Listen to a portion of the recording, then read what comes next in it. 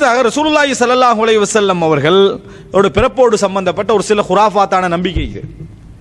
அதில் உண்டு, ரசூலுல்லாஹி ஸல்லல்லாஹு அலைஹி வஸல்லம் அவர்கள் தொப்புள் கொடி அறுபட்டவர்களாக பிறந்தார்கள் அப்படின்னு சொல்றாங்க. அப்படி பிறந்தா நம்ம ஆச்சரியப்படுறதுக்கு இல்லை. அப்படி பிறந்தால் நம்ம ஆச்சரியப்படுறதுக்கு இல்லை.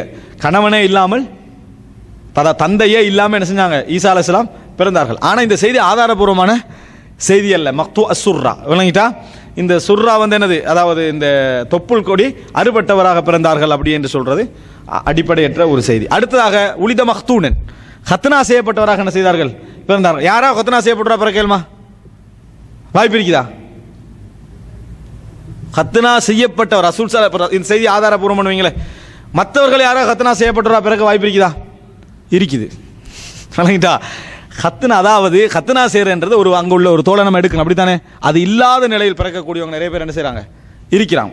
அப்போ அதனால கேள்வி வரும், ஹத்னா செய்யப்படுற இடம் இல்லாமல் பிறந்திக்கிறாரு, ஹத்னா செய்யணுமா, என்ன ஃபத்வா, அப்படி கேள்வி வரும். விளங்கிட்டா, அப்போ அந்த நேரத்தில் தேவையில்லை.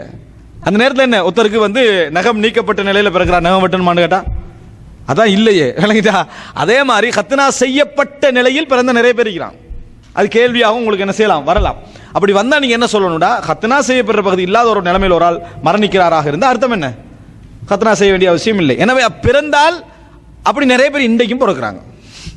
பிறந்தால் இன்றைக்கும் என்ன செய்யறாங்க, அப்படி பிறக்கிறாங்க. எது ஒரு சிறப்பையும் என்ன செய்யாது, காட்டாது. அது ஒரு சிறப்பையும் காட்டாது. அடுத்தது என்ன என்று சொன்னால், அப்போ இது ஆதாரமற்ற செய்தியும் தான். ரசூல் ஸல்லல்லாஹு அலைஹி வஸல்லம் அவர்கள் ஹத்னா செய்யப்பட்டவராக பிறந்தார்ன்றது ஆதாரமற்ற செய்தியும் தான். அடுத்து ரசூல் அங்கே பிறக்கிற நேரத்தில் வந்து ஹதீஜா ரலியல்லாஹு அன்ஹா அவர்களுடைய வயிற்றிலிருந்து ஒரு ஒளி போனதாகவும், அதுபோல சிரியாவுடைய அந்த பகுதிகள் எல்லாம் ஒளிர்ந்ததாகவும் ஒரு செய்தி என்ன செய்வார்கள், சொல்லுவார்கள். இதுவும் அடிப்படையற்ற ஆதாரமற்ற செய்திகளில் உண்டு. விளங்கிட்டா, அதெல்லாம் இல்லை, ஆனால் சும்மா சொல்லுவாங்க, ஆனால் ஆதாரமற்ற செய்தி. ரைட், இவைகளெல்லாம் வந்து என்னன்னா கொஞ்சம் வரலாற்றோடு சம்பந்தப்பட்டாலும், வரலாறு என்று ஏற்றுக்கொள்ள முடியாது விட்டால், வரலாறு என்று ஏற்றுக்கொள்ள முடிந்தாலும் ஒரு சில விஷயத்தோடு பாதிக்குது. என்ன இது, என்னத்துக்கு சொல்றதுண்டா, ரோம பாரசீகம் வீழ்ந்து விடும் என்ற முன்னறிவிப்புக்கு சொல்றது.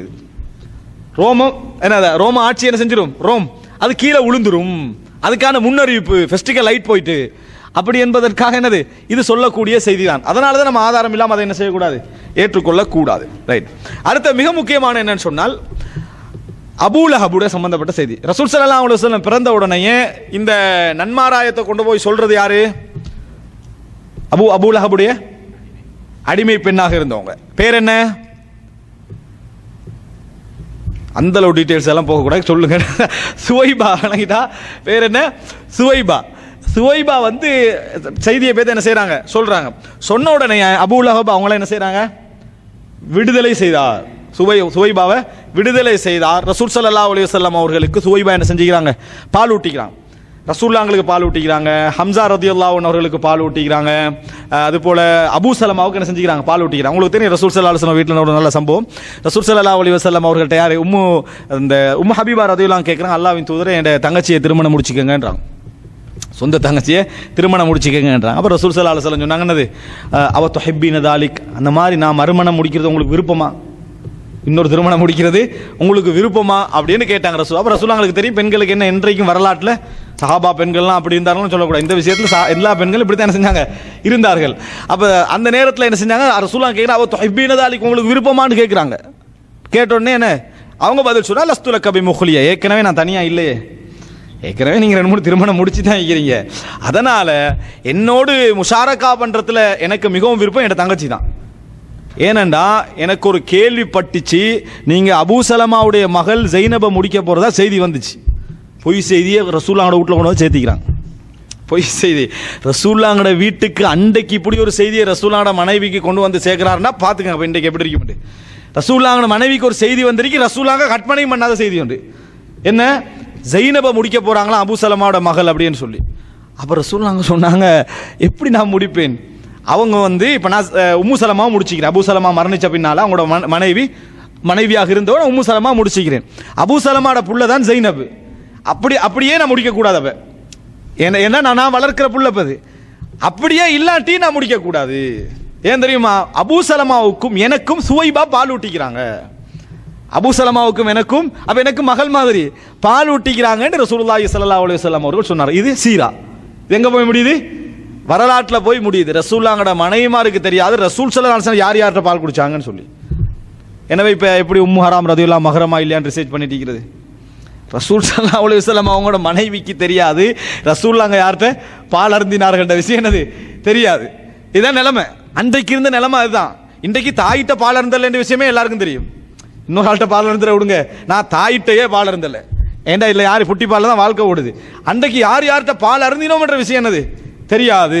இந்த மாதிரி என்ன செஞ்சிருக்கீங்க போயிருக்கிறது நம்ம என்ன செய்கிறோம் பார்க்குறோம்.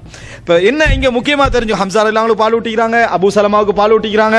இப்போ அப்போ இது வயசு பிறகு ஒவ்வொருத்தர் வயசு குறைய கூட இருக்கலாம், ஆனால் அவங்க உசுரோட தான் நிற்கிறாங்க. யாரு? சுவைபா, அவங்க பால் ஊட்டிக்கிறாங்க. இதில் ஒரு செய்தியை சொல்லிக்கொள்ளணும். சஹீஹுல் புகாரி வந்து குர்ஆனோட முரண்படுகிறது, அதனால வந்து இமாம் புகாரி மனிதர் தான் என்று இதன் மூலமாக நிரூபிக்கிறது. நாம் ஏற்கனவே அவரை நபி என்று நினைச்ச மாதிரியும் இப்போதான் இவங்க மனிதன் நிரூபிக்கிற மாதிரியும் சரியா ஒரு செய்தி சொல்வார்கள். அந்த செய்தி முடியக்குள்ள எப்படி முடியும் என்றால், புகாரில் வர செய்தி எப்படி முடியும் என்றால், அதாவது உர்வா சொல்றார். அந்த செய்தியில் உர்வா சொல்றாரு, அவருடைய குடும்பத்தில் ஒரு சிலர் சொன்னார்கள், நான் அபூ லஹபை கனவுல கண்டேன், அபூ லஹபை கனவுல கண்டேன். அப்போ அபூ லஹப்ட்ட கேட்டேன், இங்கே எனக்கு இப்போ எப்படி இருக்கிறீங்க அப்படின்ட்டு. உங்களை பிரிஞ்ச பின்னால் நான் எந்த ஹைர்லையும் என்னது இப்போ இல்லை, நான் வந்து நரகத்திலே என்ன செய்கிறேன் இருக்கிறேன். என்றாலும் கூட எனக்கு நான் சுவைபாவை விடுதலை செய்தேன் பாருங்க ரசூலுல்லாஹ்வோட பிறப்பால, அதனால எனக்கு ஒரு அளவுக்கு என்ன தண்டனை குறைக்கப்பட்டிருக்கிறது அப்படி என்று சொல்லி ஒரு பெருவிரல் அளவுக்கு அப்படி ஒரு விரல் அளவுக்கு குறைக்கப்பட்டிருக்கிற மாதிரி என்ன செய்கிறாங்க ஒரு செய்தி என்ன செய்கிறாங்க சொல்கிறாங்க. அப்போ இதைத்தான் அந்த மற்ற சகோதரர் என்ன செய்கிறாங்கன்னு சொன்னால் பிறந்தநாள் கொண்டாடலாம்ன்றதுக்கு இதான் ஆதாரம். அபூ லஹப் கொண்டாடினார்ன்றது விளங்கிட்டா. அபூ லஹப் வந்து என்னது இந்த அதாவது இப்படி விடுதலை பிறந்த நாள் தான் விடுதலை செஞ்சாங்க, எனவே அது ஒரு ஆதாரம் அப்படி என்று சொல்லி என்ன செய்கிறாங்க. இதை விட அக்கீக்காவை ஆதாரமாக காட்டிக்கலாம். ஏன் அது பிறந்ததுக்கு தான் அது கொடுக்குறது, நம்ம பேசுறது அடுத்த வருஷத்து சரியா. அப்போ இப்படி கொடுத்தாருங்கிறதுக்கு இது ஆதாரமாக சொல்வார்கள். இதை எடுத்து காட்டி என்ன சொல்கிறாங்கன்னா, அபூ லஹபுக்கு தண்டனை குறைக்கப்பட்ட செய்தி குர்ஆனோட முரண்படுதா இல்லை, தப்பத் யதா அபீ லஹபி வதப் அப்படி குர்ஆன்ல வருது, முரண்படுதா இல்லையா. இமாம் புகாரியே அதை ஆதாரமாக கொண்டு வரல. முதலாவது இமாம் புகாரி செய்தி எல்லாம் சொல்லிட்டு கீழே என்ன சொல்றான்னா, கால உர்வா சொன்னாரு, ஹதீஸ் அல்லது உர்வாவுடைய கூற்றா கொண்டு வராரு. இமாம் புகாரி சஹீஹ் என்பதற்காக மட்டுமல்ல சஹீஹுல் புகாரில கொண்டு வருவாரு. இப்போ குர்ஆன் வசனத்தில் சஹீஹ் லைஃப் இருக்குதா? அப்போ குர்ஆன் வசனத்தை கொண்டு வந்தாரு புகாரில், இது சஹீஹானது லைஃபானது காட்டுறதுக்கா? நான் சஹீஹான ஹதீஸ்களை மட்டும்தான் இந்த புகாரிலே கொண்டு வந்திருக்கிறேன். அப்போ குர்ஆன் வசனம் புகாரில் எந்த குர்ஆன் வசனம் வருதோ அதெல்லாம் என்னது சஹீஹ், எதெல்லாம் வரலையோ அதெல்லாம் லைஃப், அதுக்காக கொண்டு வந்தாரு. அதுக்கு கொண்டு வரல புகாரில. அவர் சஹீஹ் ஹதீஸ் என்று எதையாவது அறிவிப்பால் வரிசையோடு கொண்டு வந்தால் அது என்ன சஹீஹ். அது அல்லாம குறிப்பு சொல்லுவாரு, தலைப்பு சொல்லுவாரு, அந்த அறிஞர் சொன்னார்னு ஒரு குறிப்பு என்ன செய்வாரு சொல்லுவாரு, இந்த கருத்து சொன்னார்னு ஒரு குறிப்பு ஒரு தஃப்சீர் சொல்லுவாரு. அதுல லைஃபும் இருக்கும் சஹீஹும் இருக்கும். அதுல லைஃபும் இருக்கும் சஹீஹும் இருக்கும். குரங்குகள் விபச்சாரம் செய்தன, அதற்கு குரங்கு விபச்சாரம் செய்தது, கல் என்ன செஞ்சது, ரெண்டு எல்லா குரங்கு சேர்ந்து எரிந்தது என்று அம்ர் இப்னு மைமூன் என்பவர் சொன்னார்.